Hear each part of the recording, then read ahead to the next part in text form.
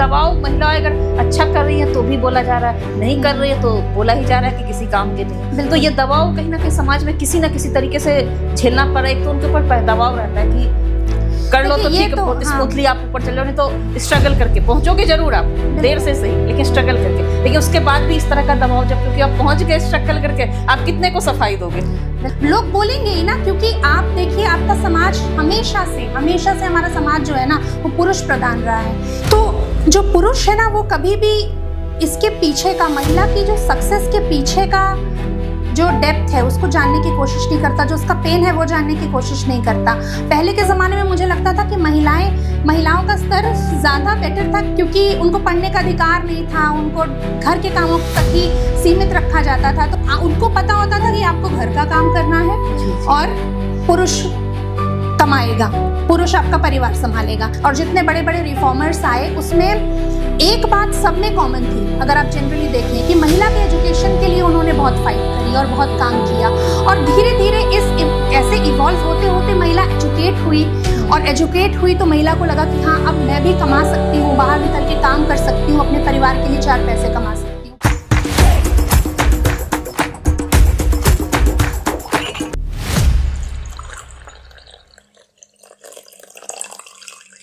नमस्कार, एक बार फिर से आप सभी का स्वागत है। चैनल का नाम तो आप लोगों को अब तक याद ही हो गया होगा, टी टॉक विद एसपी। आज हमारे साथ है ज्योति शर्मा जी। ज्योति जी, आपका हमारे शो में बहुत बहुत स्वागत है। नमस्कार। ज्योति जी के बारे में थोड़ा सा मैं बता देती हूँ। ये वुमेन पे काम करती है, महिलाओं के लिए काफ़ी सारी चीज़ों पे ये काम कर रही हैं, और ये एक अपने ऑर्गेनाइजेशन की एमडी भी है जो ट्रेनिंग से रिलेटेड काम करता है, और साथ साथ ये पॉज की भी ट्रेनर हैं। बाकी अपने बारे में ज्योति जी आप लोगों को खुद बताएंगी। ज्योति जी, सबसे पहले मैं यही कहूँगी कि हमारे दर्शकों को थोड़ा सा आप संक्षेप में अपने बारे में बताएं। थैंक यू श्वेता जी, और thanks for inviting me in your show. Thank you so much. और मेरा नाम ज्योति शर्मा है, जैसा श्वेता जी ने बताया। और मुझे पिछले 19-20 साल का एक्सपीरियंस रहा है, कॉरपोरेट में मैंने जॉब की है काफ़ी। और एजुकेशनल बैकग्राउंड की बात करूं तो मैंने जर्नलिज़्म का कोर्स किया था, और उसके बाद मेरा मतलब सपना था कि मैं शायद जर्नलिस्ट बनूंगी। और मैंने कुछ साल प्रिंट मीडिया में काम भी किया, और इलेक्ट्रॉनिक में जाने का मेरा ड्रीम था कि मैं इलेक्ट्रॉनिक में जाऊंगी। लेकिन कुछ सर्कमस्टांसेस बीच में ऐसे हुए कि मेरा जो शिफ्ट है, करियर शिफ्ट, वो कंटेंट से, जब क्योंकि मैं प्रिंट में काम कर रही थी तो कंटेंट से शिफ्ट आया और मैं ट्रेनिंग में चली गई, पीआर कॉर्पोरेट कम्युनिकेशन वगैरह संभालने लगी। और तब से जो है मेरा ट्रेनिंग का बैकग्राउंड रहा, और हमेशा मेरे घर में काफ़ी लोग मतलब टीचर्स ही रहे हैं। मेरी मदर टीचर थी, और मेरी जो सिस्टर हैं, बड़ी सिस्टर, वो भी टीचर हैं, और मेरे घर में काफ़ी टीचर्स हैं। तो मैं हमेशा यही कहती थी कि मैं टीचर नहीं बनूंगी कभी। और फाइनली ऐसा हुआ कि मैं मतलब ट्रेनर ही बन गई और लोगों को पढ़ाने लगी। और फिर उसके बाद 19 ईयर्स काम करते करते एक ऐसा फेज़ आता है ना जब आपको लगता है कि नहीं, अब दिस इज़ इट, अब आपको कुछ करना है और अपने दम पे कुछ करना है और अपना कुछ खोलना है, और अभी टाइम है कुछ करने का। तो फिर मैंने स्टार्ट किया अपनी कंपनी इमोटिकोशेंट इनोवेटिव सॉल्यूशंस प्राइवेट लिमिटेड, और ये एक ट्रेनिंग कंपनी है। तो इसको भी हम लोग रन कर रहे हैं साथ में एक सोशल एक्टिविस्ट की तरह अपने यूट्यूब चैनल से। मैं सोचती हूँ कि कुछ भी जो भी अभी करंटली मुद्दे चल रहे हैं, क्योंकि मैं बचपन से ही बहुत ज़्यादा जो विमेन इश्यूज़ है इन सब पे मैं बहुत ज़्यादा एक्टिव रही हूँ और को फॉलो करती हूँ, सोशल मीडिया पे भी, मीडिया पे भी। और मतलब मुझे बड़े सेंसिटिव लगते हैं, और मुझे ऐसा लगता है कि इनके अपलिफ्टमेंट के लिए कुछ करना चाहिए। तो इसीलिए उस पर फिर वीडियोस वगैरह बनाना और उससे जुड़े रहना। तो मुझे बहुत अच्छा लगा जब आपने कहा कि आप विमेन इशू पे बात करना चाहती हैं, तो मैंने एकदम इंस्टेंटली आपको हाँ कर दी। जी, तो बस यही है मेरा एक्सपीरियंस। आज हम इन्हीं चीज़ों पे चर्चा करते हैं कि सबसे पहले इसी पे मेरा सवाल है कि आपने इतने साल काम किया एज ए ट्रेनर, मीडिया में भी आपने काम किया, तो काफ़ी सारी इंडस्ट्रीज़ का आपका एक्सपीरियंस रहा है। तो इसलिए मेरा सवाल है आपसे कि एक महिला होने के नाते हम सब मतलब पहले भी देख रहे हैं, तो क्या नौकरी और कैरियर में आज भी जो है ग्रोथ के लिए महिलाओं को कंप्रोमाइज़ करना पड़ता, समझौते करने पड़ते हैं, या फिर ये स्मूथली मिल जा रहा है? नहीं, देखिए अब ये बहुत डिपेंड करता है, मतलब ये अब आप पे डिपेंड करता है। अब देखिए आप भी इस इंडस्ट्री में एक वेल रिनाउंड नाम है, ठीक है। तो ज़रूरी नहीं है कि हर महिला जो वहाँ तक पहुँची है वो कोई समझौता करके या कोई कॉम्प्रोमाइज़ करके ही पहुँची हो। मतलब ऐसा सोचना, मतलब मुझे ऐसा लगता है कि समाज का माइंडसेट इसमें गलत है। ऐसा सोचना कि भाई महिला है तो वो कॉम्प्रोमाइज़ करके ही पहुंची होगी। या जैसे अभी रिसेंटली आपके बिहार से ही एक बड़े नेता हैं जिनका एक बहुत विवादित बयान आया था कि महिला अगर एमपी या एमएलए बनती है तो वो केवल मतलब किसी मंत्री के बिस्तर पे जाके ही एमपी एमएलए बन सकती है। ये सोचना बिल्कुल ही मतलब गलत है, ऐसा नहीं होता है। और ये अब महिला टू महिला डिपेंड करता है। तो अगर आप समाज में ये दबाव, महिला अगर अच्छा कर रही है तो भी बोला जा रहा है, नहीं कर रही है तो बोला ही जा रहा है कि किसी काम के नहीं है। तो ये दबाव कहीं ना कहीं समाज में किसी ना किसी तरीके से झेलना पड़ा। एक तो उनके ऊपर दबाव रहता है कि कर लो तो ठीक है, बहुत स्मूथली आप ऊपर चल रहे हो, नहीं तो स्ट्रगल करके पहुंचोगे जरूर आप, देर से सही लेकिन स्ट्रगल करके। लेकिन उसके बाद भी इस तरह का दबाव, जब क्योंकि आप पहुंच गए स्ट्रगल करके, आप कितने को सफाई दोगे? बिल्कुल बिल्कुल क्योंकि लोग बोलेंगे ही ना। क्योंकि आप देखिए, आपका समाज हमेशा से हमारा समाज जो है ना वो पुरुष प्रधान रहा है।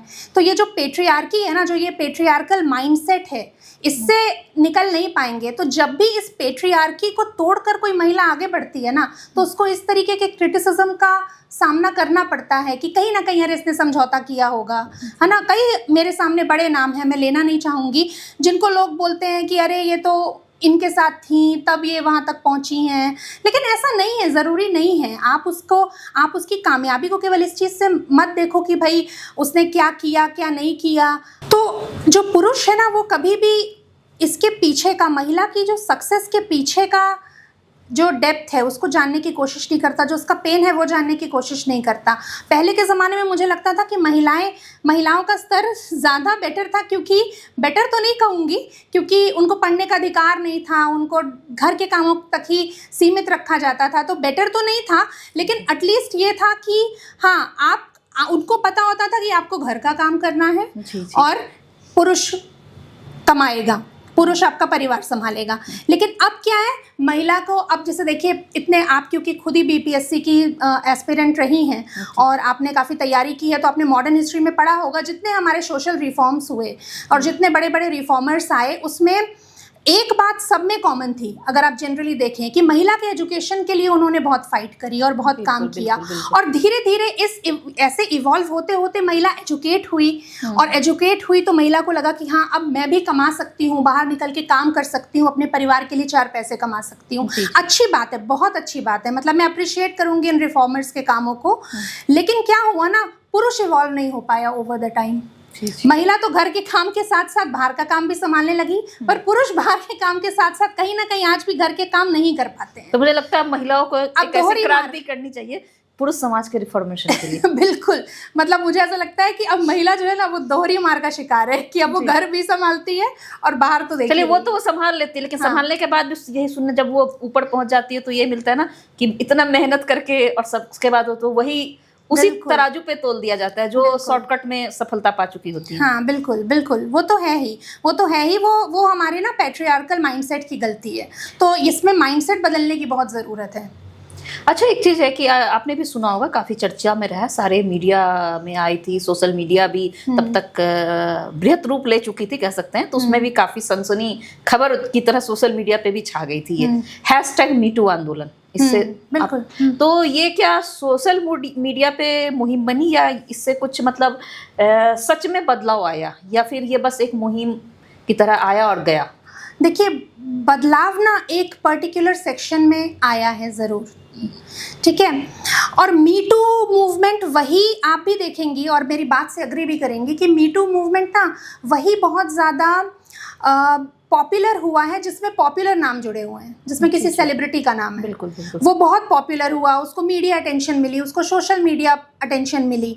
लेकिन अगर हमारे आपकी जैसी आम औरतें जो बहुत पॉपुलर नहीं है, या आप हमसे भी एक किसी उसको ले लीजिए जो शायद वर्किंग भी नहीं है, मान लीजिए महिला है ना, जो शायद होम मेकर है, अगर उसके साथ ऐसा कुछ होता है और वो मीटू मूवमेंट हैशटैग करके लगाती है, तो वो उसको कितना अटेंशन मिलेगा। तो मुझे ऐसा लगता है कि मीटू मूवमेंट ठीक तो था और लोगों में अवेयरनेस भी आई सेक्सुअल हरासमेंट को लेकर इस मूवमेंट से, लेकिन बहुत हद तक मुझे ऐसा लगता है कि जो अटेंशन मिला ना, वो एक पर्टिकुलर तबके को ही मिला। लेकिन जो ये भी तो है renowned कि अगर सेलिब्रिटी या उसके उसमें आते हैं तो जो नीचे तक उनको भी हिम्मत होती है बोलने की, वरना बिल्कुल होती है, बिल्कुल होती है। उसका उसमें केवल मीटू आंदोलन ने कंट्रीब्यूट नहीं किया अकेले, मतलब कुछ हद तक मीटू का भी कंट्रीब्यूशन है, लेकिन उसमें जैसे आप देखिए जो नीचे के तबके में अब उसके बहुत सारे रीजंस हो सकते हैं कि महिलाओं में अब अवेयरनेस आ गई है। क्यों आ गई है? क्योंकि अब वो एजुकेट हो गई है, अब सोशल मीडिया का काफ़ी एक्सपोजर है, ठीक है, अब वो अपने राइट्स जान रही है, ठीक है, अब उसमें एक वॉइस रेस करने वाली जो बात है ना वो आ गई है, वो जो कॉन्फिडेंस है जो पहले हम नहीं कर पाते थे। मतलब मैं अपनी ये बात करूँ तो बीइंग अ चाइल्ड, आप भी, अगर आपको भी कभी याद होगा, जैसे हम लोग कभी ट्रैवल करते थे ट्रांसपोर्ट में या फिर ट्रैवल करते हुए या कहीं भी, ऐसी चीज़ों का शिकार हमें होना पड़ता था कि कोई आपको गलत नज़र से देख रहा है या इनअप्रोप्रिएटली कहीं आपको टच किया। लेकिन तब अगर मैं अपने आप को, मतलब मैं आज से 30 साल पहले वाली ज्योति शर्मा को अगर सोचूं तो मेरे अंदर वो कॉन्फिडेंस नहीं था कि मैं उसको then and there voice raise करके बोल सकूं कि आपने मुझे कैसे इनअप्रोप्रिएटली टच कर दिया। हम डरते थे, हम शायद अपने मम्मी पापा से भी नहीं बता पाते थे। लेकिन अब क्या है ना, अब काफ़ी इस चीज़ से जो है एक्सपोजर जो हुआ है सोशल मीडिया के थ्रू या फिर कहना चाहिए एजुकेशन के थ्रू, अवेयरनेस के थ्रू, वो उससे काफ़ी महिलाओं को कॉन्फिडेंस आया है और अब वो बोल देती हैं। मैंने देखा है देन एंड देयर वो बोल देती हैं, टोक देती हैं कि स्टॉप। जी जी।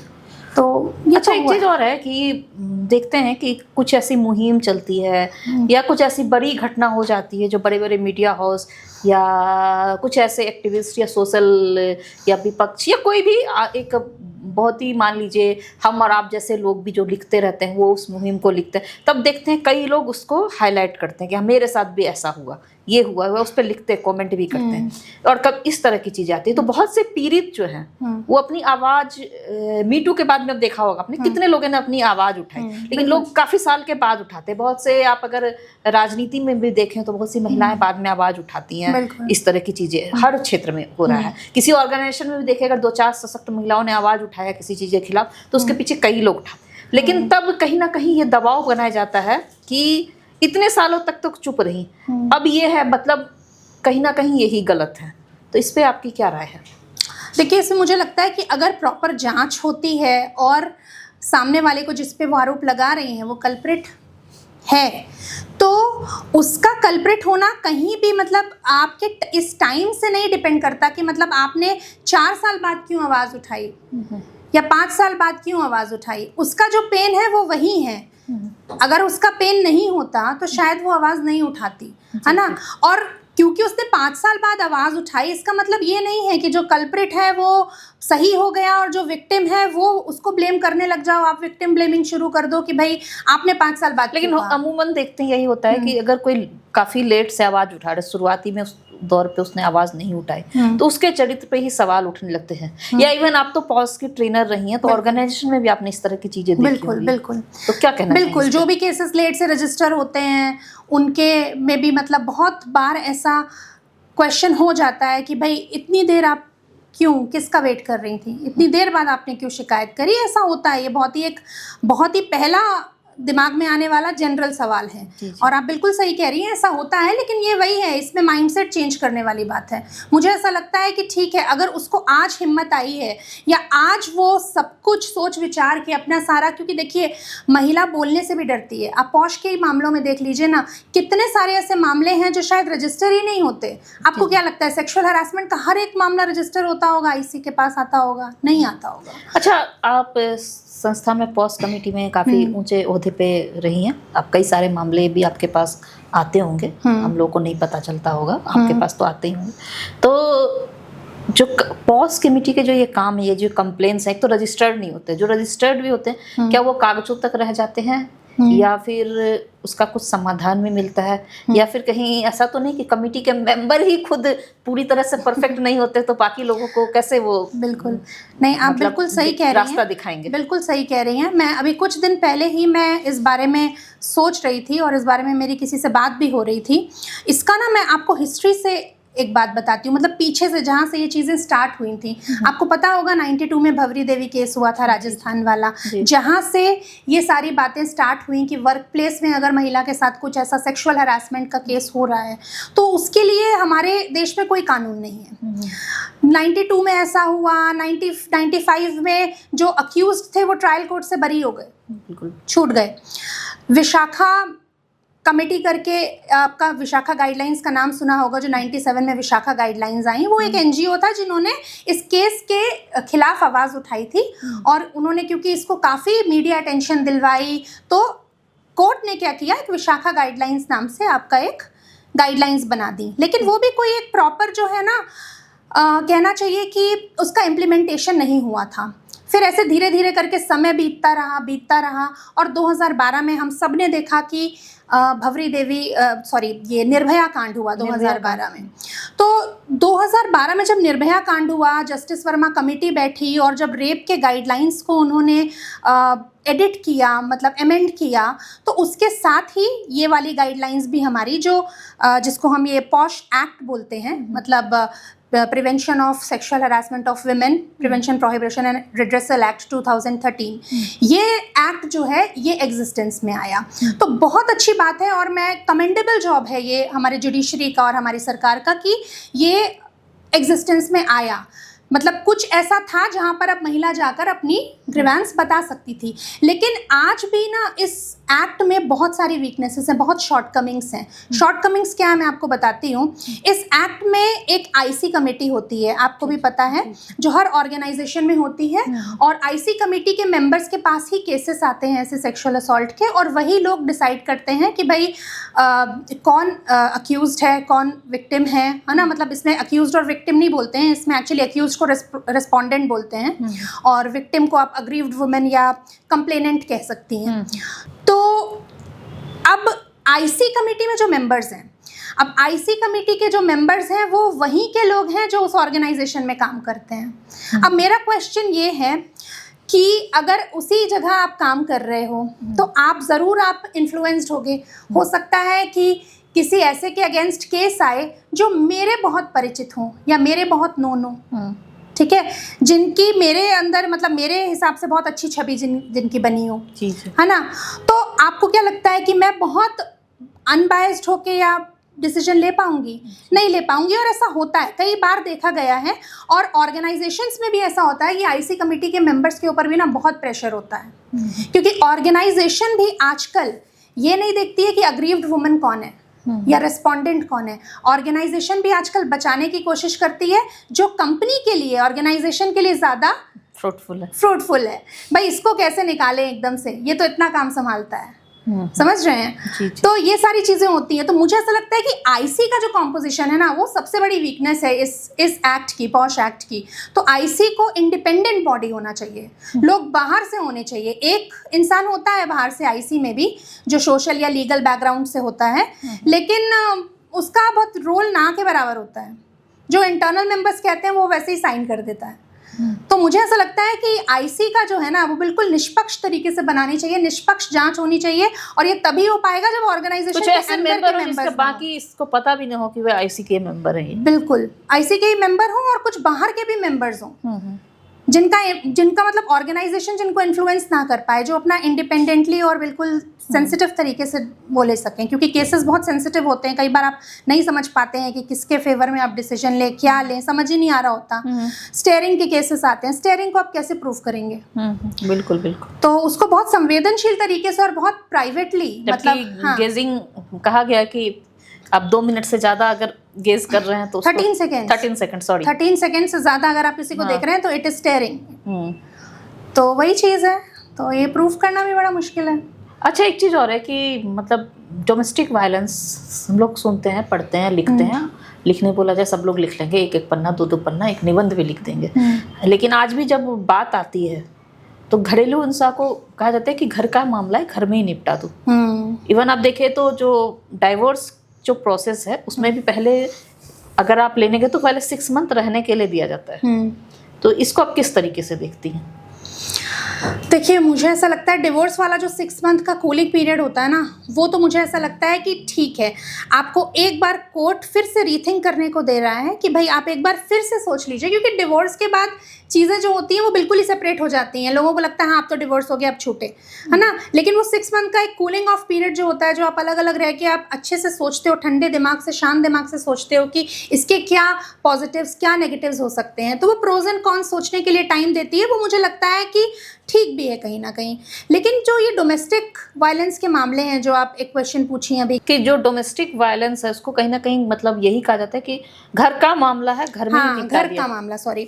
तो ये जो घर का मामला है ना, ये घर का मामला तब तक घर में रहता है जब तक कि कुछ बड़ा ना हो जाए, जब तक कि लड़की की डेथ नहीं हो जाती है, या फिर लड़की खुद भाग कर नहीं आ जाती है, या फिर डिवोर्स तक नौबत नहीं पहुंच जाती है, तब तक। देखिए हाल ही में तुषार शर्मा केस बिल्कुल, हुआ। त्विषा शर्मा, दीपिका जो आपका ग्रेटर नोएडा वाला तो केस है, डेथ के बाद तो उसे आपको ऐसा हमारे पास आज तक अभी तक किसी ने रिसर्च नहीं किया है, ना ही किसी एस्ट्रोलॉजर ने, ना ही किसी साइंटिस्ट ने, बिल्कुल। कि डेथ हो गया तो जिंदा कर देंगे। तो उस मामले को पहले ही देखा जाना चाहिए ना, घर के मामले से बाहर का मामला पहले बनना देखा जाना चाहिए। चाहिए। और मैं एक बात कहूँ इसमें, मतलब मुझे पूरी सांत्वना है त्विषा शर्मा की फैमिली से, दीपिका नागर की फैमिली से, या इससे पहले जो निक्की भाटी वाला केस हुआ था उनसे।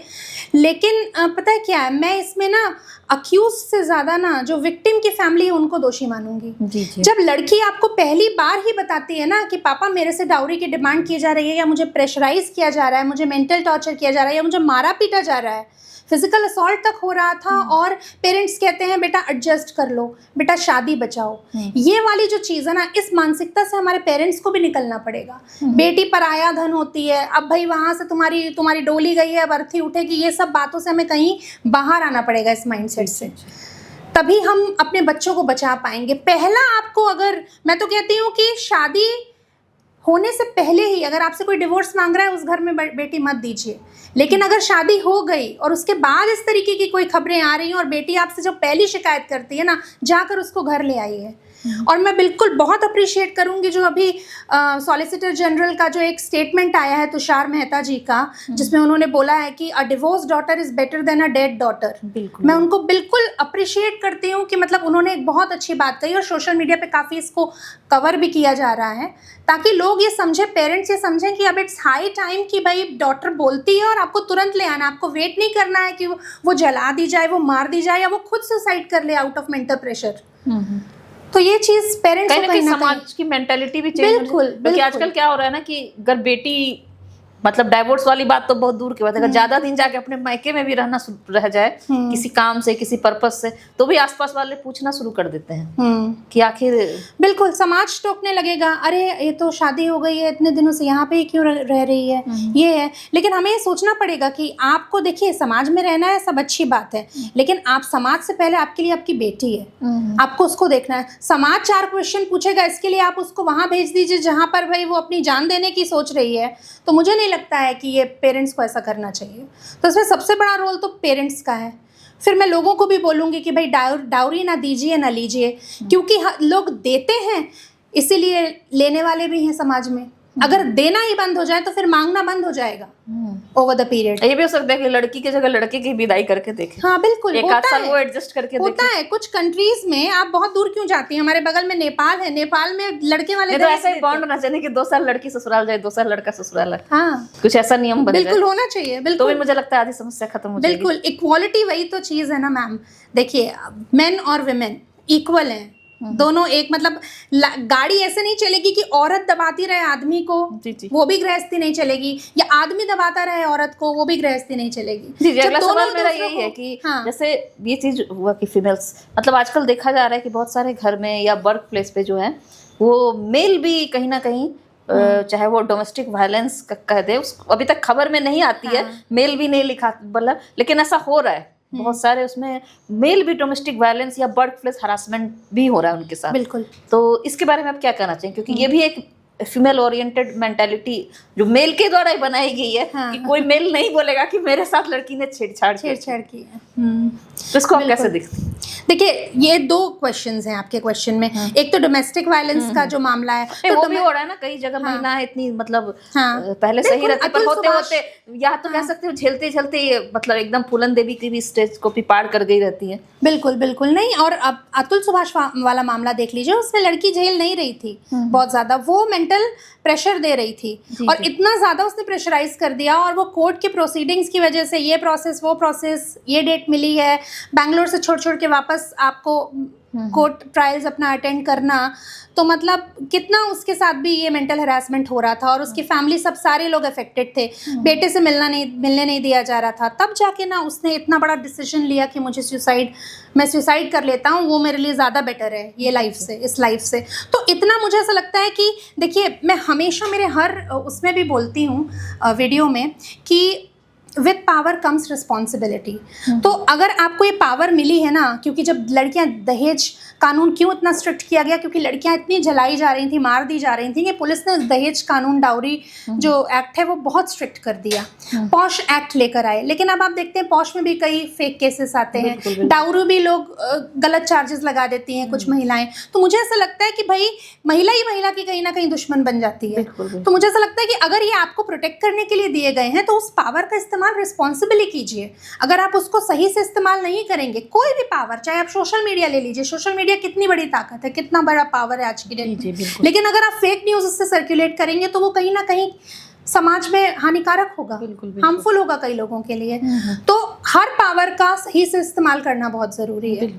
तो ये जो डोमेस्टिक वायलेंस वाले जो केसेस हैं जहां मर्द शिकार है, मुझे ऐसा लगता है इसके लिए तो गवर्नमेंट को कुछ, जैसे महिला आयोग है, तो इस तरीके का कुछ पुरुष आयोग वगैरह भी बनाना चाहिए, जहां पुरुष भी जाके अपना, क्योंकि जब अतुल सुभाष का मामला आया था, ऐसे 4-5 मामले आए थे जहाँ पर मामला पता नहीं आपने सुना होगा कि आईपीएस ऑफिसर, उनकी वाइफ डॉक्टर थी, और नॉनवेज खाने को लेकर के, मतलब मीडिया में यही आया था कि नॉनवेज खाने को लेकर के तकरार होती थी। बिल्कुल। तो उस पे भी बिल्कुल सुसाइड कर लिया था। बिल्कुल। अभी एक जज का भी केस आया है हाल ही में कि उनकी वाइफ और उनकी वाइफ की फैमिली की तरफ से काफ़ी प्रेशर आ रहा था, जिसकी वजह से उन्होंने सुसाइड कर लिया।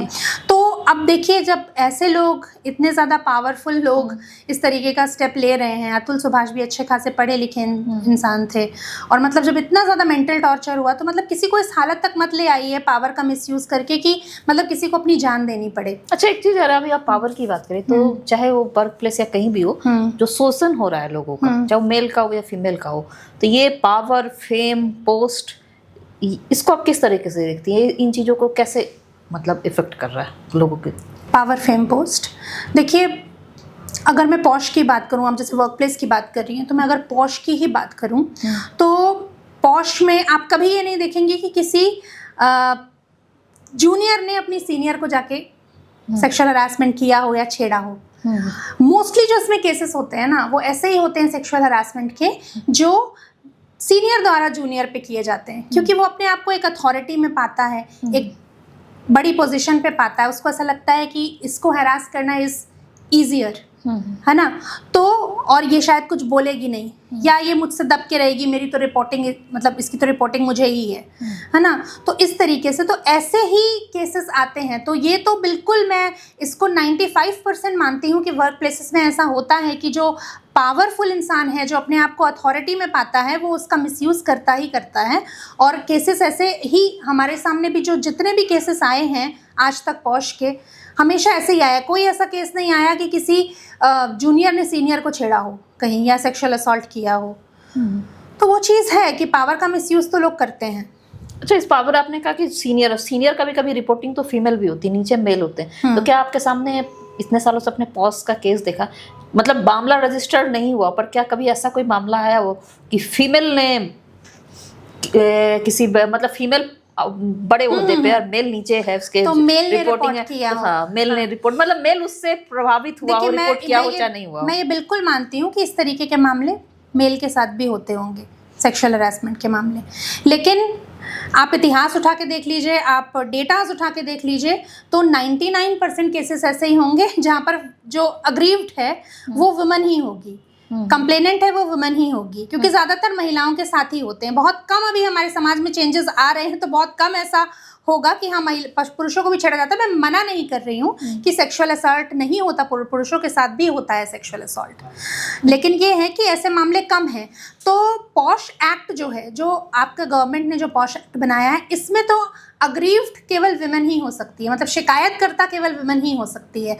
लेकिन वर्क प्लेसेस पे जैसे कंपनीज हैं, वो अपने यहाँ पे जब पॉश एक्ट लागू करती हैं, इम्प्लीमेंट करती हैं, तो वो उसमें जेंडर न्यूट्रल पॉलिसीज़ बना सकती हैं। इसके स्कोप में मेन भी आते हैं और विमेन भी आती हैं। तो अगर पुरुष के साथ भी कोई ऐसी घटना होती है और वो रिपोर्ट करना चाहता है तो वो रिपोर्ट कर सकता है, अगर जेंडर न्यूट्रल पॉलिसी बनाई है आपकी कंपनी ने तो। नहीं तो पॉश एक्ट के अंदर तो वो केवल यही लिखा हुआ है कि अग्रीव्ड जो है वो ऐसा भी सोचता है कि मेल या फीमेल बिना नाम के कंप्लेन दर्ज कर दे कि इस डिपार्टमेंट में ऐसा होता है, तो पॉश कमेटी पूरे डिपार्टमेंट पे थोड़ी सी नजर रखे। बिल्कुल, क्योंकि इससे किसी का नाम नहीं पता चलेगा, वो फीमेल हो या मेल हो, वो भी सेफ रहेंगे। देखिए कई बार ऐसा होता है कि शिकायतकर्ता जो है ना, वो इतने मेंटल प्रेशर में है कि वो शिकायत ही नहीं कर पा रही, तो आप उसके बिहाफ पे कंप्लेन कर सकते हैं पॉश कमेटी को। ऐसा होता है। अच्छा, उसके बिहाफ में। लेकिन ये है ना कि कुछ ऐसा ही बनना चाहिए ना कि बिना नाम के कंप्लेन रजिस्टर्ड हो जाए। हाँ बिल्कुल, एनोनिमस भी होती हैं, बिल्कुल होती हैं। हमारे पास आई थी, हमारे पास एक पूरा टेलीफोनिक मैकेनिज्म था जिसके थ्रू आप एनोनिमसली भी अपनी शिकायत दर्ज करा सकते हैं। अच्छा, हाँ, तो उसमें फिर मतलब डिपार्टमेंट्स के हिसाब से उसमें जांच बैठती है। हाँ बिल्कुल। अच्छा, एक चीज़ और है कि आजकल हम देख रहे हैं कि जो युवा पीढ़ी, मतलब अभी युवा पीढ़ी क्या, अभी जो भी पीढ़ियाँ जो दोनों काम कर रही हैं, हस्बैंड वाइफ दोनों वर्किंग हैं, वो घर और बाहर के जो बीच में सामंजस्य को लेकर के, या मतलब उसमें किस तरह से अपना कंसर्ट बैठा पा रहे हैं काम को और रिश्तों को लेकर के, इसके बारे में आप क्या कहना चाहेंगे? देखिए मुझे ऐसा लगता है कि हमारी पीढ़ी से बेटर है युवा पीढ़ी। हम लोग जेनजी बोल तो देते हैं, कुछ चीज़ों में उनको क्रिटिसाइज भी कर देते हैं, बट मुझे ऐसा लगता है जेनजी और ये जो आने वाली, जैसे जिसमें मेरा बेटा है जेन अल्फा, तो मुझे ऐसा लगता है आने वाली जनरेशन्स अच्छी होंगी, सेंसिटिव होंगी इन चीज़ों के प्रति, ज़्यादा रिस्पेक्टफुल होंगी टुवर्ड्स विमेन, और मुझे ऐसा लगता है कि ये चीज़ों को ज़्यादा बेटर तरीके से समझती हैं, ये लॉजिकली चीज़ों को समझती हैं। हमारी तरह ऐसे नहीं मानती हैं कि भाई सालों से होता आ रहा है क्योंकि हमारी मम्मी कर रही थी तो हम भी फॉलो कर रहे हैं, वो लॉजिक पूछते हैं। तो मुझे ऐसा लगता है कहीं ना कहीं ये सही भी है, साइंटिफिकली अगर वो पूछ रहे हैं, लॉजिकली अगर वो एक्सप्लेनेशन मांग रहे हैं कि आप ये क्यों कर रहे हो, why you are doing this, तो मुझे ऐसा लगता है कि एक लॉजिकल एक्सप्लेनेशन ठीक है, अच्छी बात है। तो बिल्कुल मुझे ऐसा लगता है कि ये ज़्यादा रिस्पॉन्सिबल जनरेशन होगी, और आप देखेंगे आने वाले 12, 15, 20 सालों में कि आपको फ़र्क दिखेगा, क्योंकि ये बच्चे जब बड़े होंगे तो ये बच्चे, आपको दिखेगा फ़र्क सोसाइटी में कि ये ज़्यादा रिस्पेक्टफुल है विमेन के प्रति, डोमेस्टिक वायलेंस नहीं, जिम्मेदारियों को ज़्यादा बेटर तरीके से ज़्यादा समझ पाएंगे। बिल्कुल। और ये हाउस होल्ड चोर्स में भी, जैसे आप अगर अपने हस्बैंड को ले लीजिए, मुझे नहीं पता, लेकिन हाउस होल्ड चोर्स में भी जो हमारे हस्बैंड्स बहुत ज़्यादा पार्टिसिपेट नहीं करते हैं, क्योंकि दे आर रेस्ड लाइक, तो आजकल बहुत ज्यादा करने लगे। नहीं, ये बहुत अच्छी बात है। आपको बधाई, और आप लकी हैं। आप पिछले बार जब मिली थी उसके बाद अब मिलेंगी तो काफी ज्यादा, मतलब टाइम जब जितना होता है उसमें बहुत ज्यादा सपोर्ट करना स्टार्ट कर दिया। नहीं, अच्छी बात है, और जो करते हैं बहुत अच्छी बात है, लेकिन अमूमन हम समाज में तो ऐसे ही पुरुष देख रहे हैं ना, जो मतलब नहीं हाउस होल्ड चोर्स में भी पार्टिसिपेट कर रहे हैं। तो मतलब अब मुझे ऐसा लगता है कि अब की जनरेशन आने वाली जो है ना, ये ज़्यादा बेटर है। पर ऐसा भी है ना कि फीमेल माइंडसेट है, अगर हस्बैंड ज़्यादा, मतलब जैसे मुझे खुद ही इरिटेशन होती है, अगर मैं घर में रहती हूँ, मेरे हस्बैंड किचन में घुस जाते हैं, मुझे खुद इरिटेशन होती है, मुझे लगता है मैं ही घर से चली जाऊँ कहीं। तो ये भी तो एक फीमेल माइंडसेट है इंडिया के 90% फीमेल्स पसंद नहीं करती हैं कि उनके रहते उनके किचन में कोई और जाए। ये बिल्कुल सब्जेक्ट टू पर्सन है, मतलब पर्सन टू पर्सन डिपेंड करता है कि कौन एंजॉय करता है। मैंने वो भी फीमेल्स देखी हैं जो हस्बैंड वाइफ साथ में ज़्यादा एंजॉय करते हैं किचन में टाइम स्पेंड करना, तो मुझे ऐसा लगता है कि वो भी एक अच्छा टाइम होता है। तो रील बनाने के लिए एंजॉय करते हैं, पता नहीं, आई डोंट नो रील बनाने के लिए भी, लेकिन मैंने मतलब देखे हैं ऐसे भी लोग कि मतलब जो साथ में टाइम स्पेंड करना, टीवी देखना साथ में किचन में टाइम स्पेंड करना, वो तो मतलब अलग चीज हो गया, वो काम तो हुआ नहीं, वो तो मतलब बिल्कुल टाइम पास हुआ। तो मुझे ऐसा लगता है ये जनरेशन बेटर है हमारी जनरेशन से। बिल्कुल। अच्छा, एक चीज़ और है कि जो हम लोग, मैंने आपने भी चर्चा की, सोशल मीडिया बहुत पावर, वास्तव में social media main stream media से अधिक पावरफुल हो चुका है, हम सब इसको एक्सेप्ट कर रहे हैं, और इसीलिए आज हम और आप यहाँ बैठ के बात भी कर रहे हैं कहीं ना कहीं।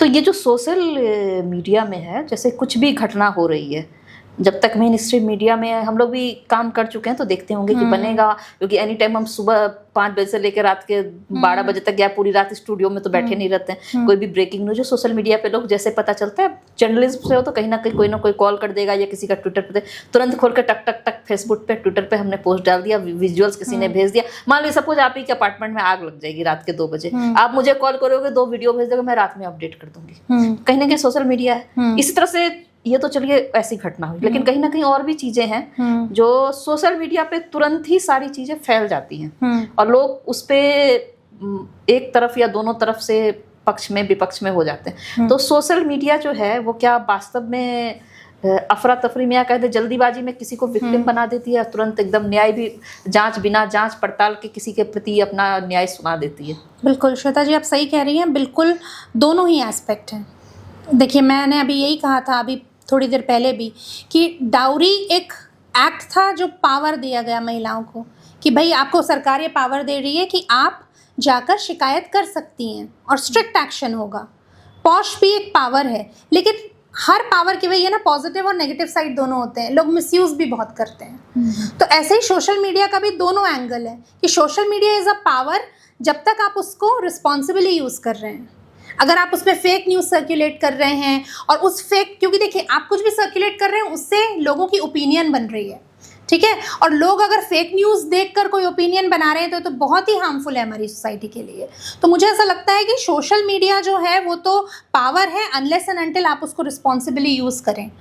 तो उसका सही यूज़ होना, रिस्पॉन्सिबल यूज़ होना बहुत ज़रूरी है। अगर आप फेक न्यूज़ फैला रहे हैं तो फिर वही बात है जो डाउरी एक्ट के साथ हो रहा है, जो अतुल सुभाष के साथ हुआ, या जो पॉश एक्ट के साथ होता है। कई लोग गलत कंप्लेन बिना जांच पड़ताल के कहीं ना कहीं हम जज बन के सोशल मीडिया पे लोग बैठ जाते हैं। बिल्कुल बैठ जाते हैं, और वही है ना, क्योंकि ये ओपिनियन मेकर्स है। मीडिया भी देखिए पहले, अभी तो मैं मीडिया का ज़्यादा कमेंट नहीं करूँगी क्योंकि मीडिया का हाल आप भी जान रहे हैं। हम लोगों ने जब स्टेप, मतलब मैंने 2005 में कोर्स किया था, और जब मैंने कदम रखा था ना तो पहले दिन हमें ये सिखाया गया था कि एक जर्नलिस्ट को ना, एक मीडिया पर्सन को बायस्ड नहीं होना चाहिए। जी, आपको लगता है कि आप कोई भी मीडिया चैनल या कोई भी जो मीडिया पर्सन है वो अनबायस्ड तरीके से रिपोर्टिंग करते हैं? आप कर भी देंगे तो एडिट होने के बाद आप अनबायस्ड नजर नहीं आएंगे। बिल्कुल। तो मुझे ऐसा लगता है कि मीडिया तो नहीं, लेकिन हाँ सोशल मीडिया पे आप देखिए, आप ऐसी कितनी खबरें थी जो गाँव में छोटी जगहों पर हो रही है और हमें नहीं पता चलता था unless and until media report ना करे। लेकिन अब सोशल मीडिया है तो लोग उसका वीडियो बना के डालते हैं, हमें पता चल रहा है कि कहाँ किसकी पिटाई की गई, कहाँ किसी दलित को अब्यूज़ किया गया है। तो ज़्यादा केसेस आ रहे हैं सामने, लोगों को पता चल रहा है ना। तो ये पावर है सोशल मीडिया की।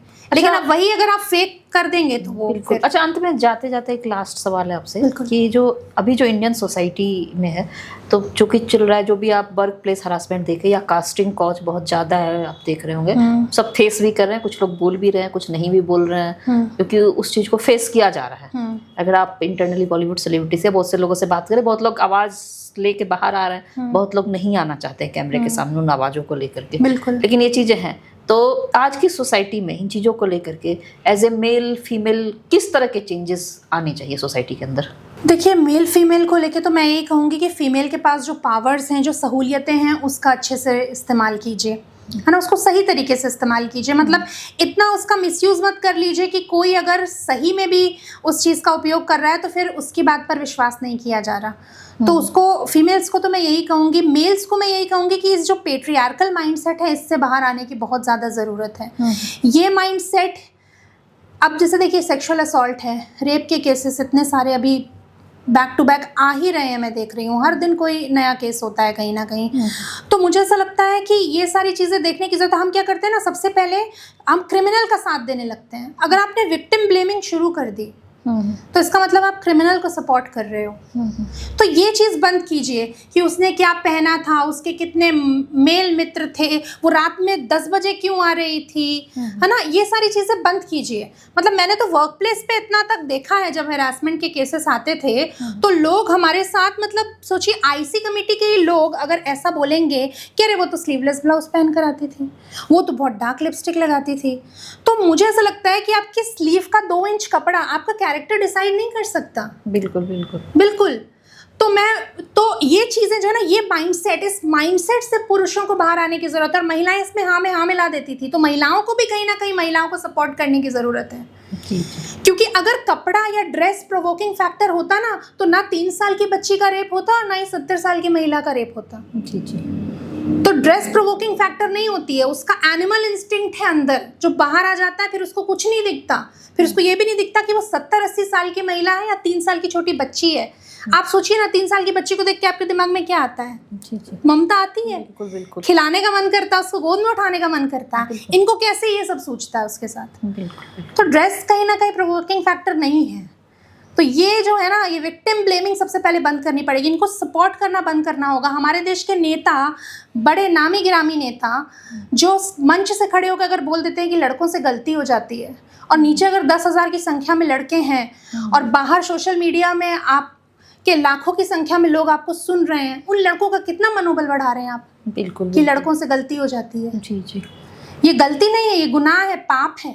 जी जी, ये इनको बताना पड़ेगा। और मैं पेरेंट्स से भी यही कहूँगी, जो भी ये वीडियो देख रहे हैं, कि अपने बच्चों को, अपने लड़कों को खासकर से, हमारे यहाँ लड़कियों के लिए तो बहुत मैनुअल है कि लड़की को ऐसा करना चाहिए, ये नहीं करना चाहिए, घर का काम आना चाहिए, ये नहीं पहनना है, इतने बजे तक घर वापस आ जाओ।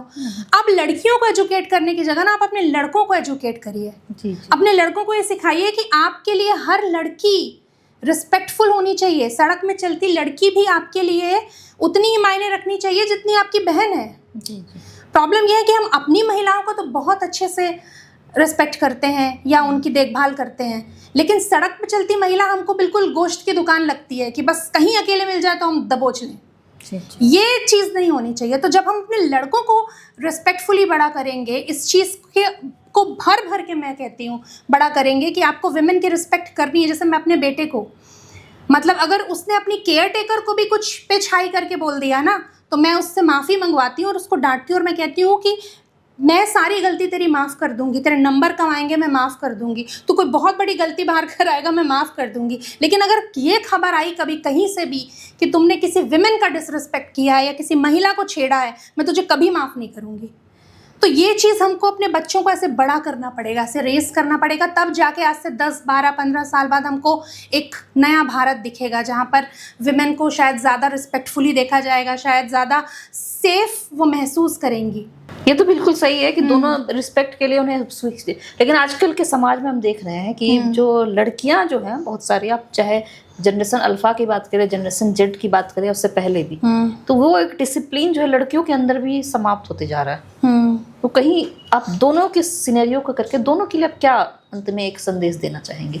देखिए, दोनों के लिए अंत में यही संदेश देना चाहूँगी कि सब कुछ करिए, हर चीज़ करिए, अपनी आज़ादी इंजॉय करिए, लेकिन आज़ादी इंजॉय करने का मतलब ये नहीं होता है कि मतलब आप किसी को किसी का डिसरिगार्ड कर रही हैं, डिसरिस्पेक्ट कर रही हैं, है ना। तो आज़ादी इंजॉय करने का मतलब ये नहीं है कि आपने किसी को कुछ भी बोल दिया, किसी को ज़बरदस्ती आपने ब्लेम कर दिया। कई बार मैं ट्रांसपोर्ट में भी देखती हूँ, ज़बरदस्ती चिल्लाने लगती हैं किसी के ऊपर। देखिए, बस अगर भरी हुई है और धक्का लगा है तो ज़रूरी नहीं है कि हर बार किसी ने इंटेंशनली ही मारा हो। तो ये देखने की ज़रूरत है कि भाई आपके साथ वो चीज़ इंटेंशनली हो रही है या अनइंटेंशनली कोई कर रहा है। अनइंटेंशनली कर रहा है तो छोड़िए मत, है ना। मतलब अगर इंटेंशनली कर रहा है, सॉरी, तो छोड़िए मत। और अनइंटेंशनली अगर हो रहा है तो फिर आपको देखने की ज़रूरत है कि भाई इसका इंटेंशन नहीं था और ऐसा नहीं है, बस भरी है तो हो भी सकता है। तो इस तरीके से मुझे लगता है कि लड़कियों को भी बहुत ज़्यादा अपनी जिम्मेदारी समझने की ज़रूरत है। नहीं तो अतुल सुभाष जैसे केसेस होते रहेंगे, तो औरतों को भी जिम्मेदारी समझने की ज़रूरत है कि भाई अब जैसे मेघालय मर्डर ही हुआ था, ठीक है, तो ये थोड़ा डिफरेंट केस है, लेकिन उस दौरान बहुत सारे ऐसे केसेस आए थे, जैसे मुस्कान वाला, मेरठ वाला, नीले ड्रम वाला केस आया था, है ना। तो आपको भी ये बहुत जिम्मेदार तरीके से समझने की ज़रूरत है कि भाई अगर आप किसी रिलेशनशिप में खुश नहीं हैं तो रिस्पेक्टफुली निकल जाइए, बात करके निकल जाइए। आप किसी के लड़के को मार क्यों रही हैं, उसकी ज़िंदगी क्यों ख़त्म कर रही हैं? आप शादी से मना कर सकती हैं, शादी के पहले नहीं मना कर पाई, कोई दबाव था आपके घर में, आपकी फैमिली का, तो भाई घर जाके अपने पति को कॉन्फिडेंस में लेके बात करो कि भाई ऐसा ऐसा हो गया मेरे साथ और मैं नहीं रहना चाहती इस शादी में, and I am not happy here. किसी को खून कर देना, कत्ल कर देने से तो बहुत बेटर है ना कि आपका डिवोर्स हो जाए। बिल्कुल, या आप शादी ना करो। जी जी। तो ये सारी चीज़ें, तो लड़कियों को भी यहाँ अपनी हर तरीके से, चाहे डोमेस्टिक वायलेंस भी हो तो उसको रिपोर्ट कीजिए, सहते मत रहिए, ये भी है। तो लड़कियों को भी अपनी जिम्मेदारी समझने की ज़रूरत है और लड़कों को भी अपनी जिम्मेदारी समझने की ज़रूरत है। मैंने कहा ना कि इक्वालिटी वही है। जी जी, बिल्कुल बिल्कुल। इक्वालिटी वही है जहाँ दोनों एक दूसरे को रिस्पेक्ट करके साथ चलें। जी जी, कोई किसी को दबाए ना, कोई ये ना किसी को फील कराए कि मैं बेटर हूँ, मैं बेटर हूँ। जी बिल्कुल बिल्कुल। तो वही इक्वालिटी है और उसी को हमें प्रैक्टिस करना है बस। जी जी, आपने बहुत अच्छी जानकारी दी महिलाओं को समाज में कि दोनों तरफ से एक बैलेंस रिलेशन बना रहे और बैलेंस समाज स्मूथली चलने के लिए, जैसे कहते हैं तराजू के दोनों पल्लू पे बराबर का वजन होगा तभी बैलेंस रहेगा। उसी तरह का बैलेंस चाहिए। महिला भी पीड़ित ना हो, पुरुष भी पीड़ित ना हो। ऐसा ना हो कि आने वाले समय में पुरुष पीड़ित समाज बन जाए। तो दोनों को एक साथ साथ रख के समाज को एक स्मूथली एक डायरेक्शन में जाना चाहिए। आपका हमारे शो में आने के लिए बहुत बहुत शुक्रिया, बहुत बहुत धन्यवाद।